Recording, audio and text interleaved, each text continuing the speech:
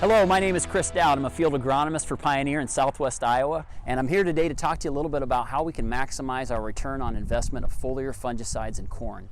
Now, if you haven't committed already to a planned strategy of fungicide, you're more than likely basing that decision upon the overall occurrence of disease pressure in your fields. Now, we've also had some storm damage in places across our area that we want to also take into account on that decision, so make sure that you don't forget the overall potential of each field based on the conditions of the growing season. But when we think about that disease component, we want to make sure and take into account three specific variables, and that would be the pathogens presence, the host's overall tolerance or resistance to the particular disease, and the overall environment's conduciveness for infection. When we think about the overall pathogen factor, we do know certain fields tend to have a greater tendency to show historical disease problems, and so field history can be a very key factor. We also know that the current near-term forecast and overall condition of the crop for infection coincides a lot with what we're looking at right now. A lot of the optimum recommended times for treatment would be in that VT tassel to R1 stage of development. That's when a lot of the diseases become more apparent, and the ultimate goal that we're after is to knock that inoculum down in the lower canopy so it doesn't cause problems with the upper canopy where a lot of our photosynthetic rate occurs and where we're wanting to basically extend the duration of grain fill and preserve the overall late season plant health.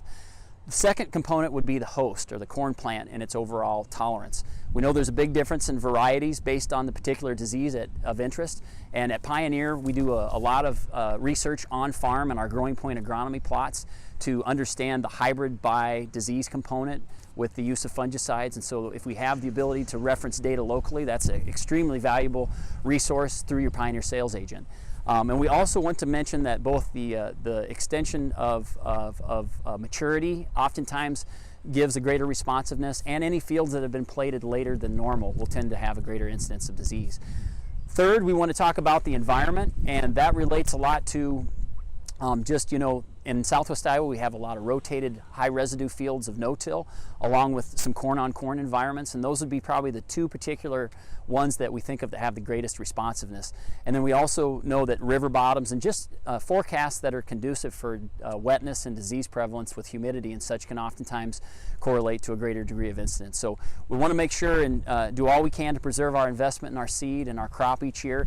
Just remember that this fungicide is a great consideration to use for preserving overall yield potential in our fields, and be sure and consult your local Pioneer sales agent for more information or visit us at pioneer.com. That concludes this Pioneer Growing Point Agronomy video podcast. Visit our page on pioneer.com and follow us on Twitter and Facebook for more agronomy insights.